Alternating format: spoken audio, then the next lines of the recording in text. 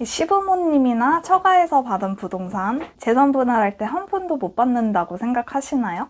최근에 제가 진행했던 사건 알려드리겠습니다. 이 사건의 경우 그 시부모님한테 빌라 건물을 배우자가 증여받은 사안이었고요. 심지어 이 건물에서 부부가 이제 거주하고 있지 않은 상황이었습니다. 혼인기간 전에 받은 것도 아니고 혼인기간 중에 이제 증여받은 부동산이었고요. 하지만 판결 결과 재산 분할 40%의 기여도를 인정받을 수 있었습니다.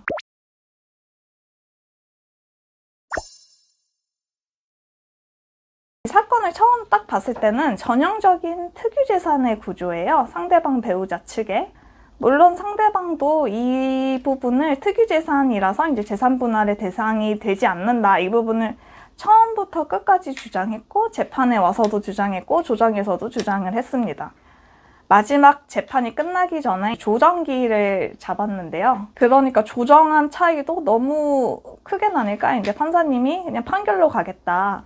이렇게 하시고 판결을 내리셨는데 판결 금액이 저희가 제시한 조정안과 거의 유사하게 나왔습니다. 결정적으로 그 이유는 상대방이 특유재산이라 재산분할의 대상이 되지 않는다는 것이 그대로 재산분할 대상에 산입되어 40%의 기여도를 인정받을 수 있었기 때문입니다. 법원에서 재산분할은 이제 누가 돈을 냈는지로만 판단하지는 않습니다. 저는 이 사건을 할 때 취득경위보다는 재산의 유지관리 행위에 초점을 두고 사건을 진행을 했는데요. 이 사건에서는 사실관계를 끝까지 파서 정리를 한 점이 판결에서 좋은 결과로 이어졌던 것 같습니다.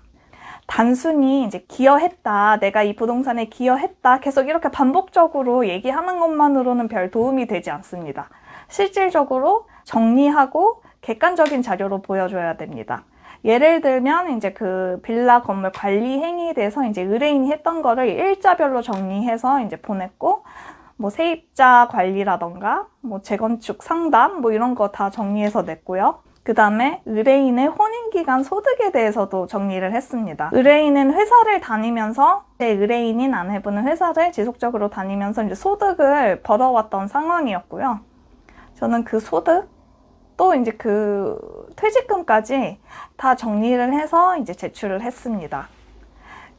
그런데 여기서 또 중요한 건 의뢰인이 그렇게 회사를 다니면서도 또 아이를 양육을 했다는 거예요. 돈을 벌면서 아이를 양육까지 시킨 그 사람의 기여도는 절대 낮지가 않습니다. 중요한 거는 이런 거를 다 이제 정리해서 이제 보기 좋게 제출을 해야 되는데요.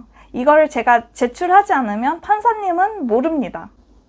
판사님은 기록으로만 우선은 사건을 보고 이제 조정 때 이제 뭐 그럴 때는 조정이나 재판 때 이제 당사자를 보시는 경우는 있지만 기본적으로는 이제 자료와 기록에 입각해서 이제 사건을 보셔야 되기 때문에 그 자료와 내용을 정리하는 거는 이제 변호사의 몫인 거죠.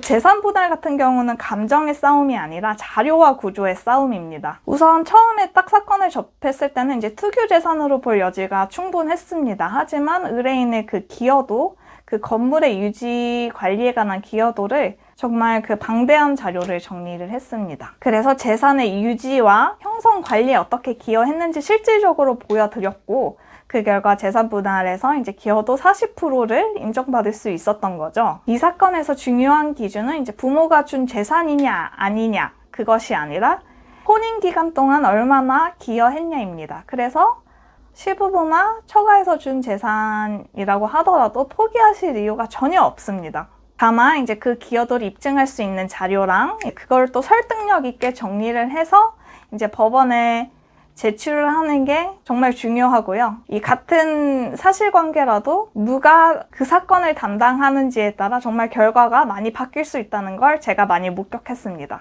그래서 어차피 이거 못 받는 거 아니야 이렇게 지레짐작으로 포기하지 마시고 지금 상황에 대해서 한번 정확한 점검을 받아보시는 것을 추천드립니다.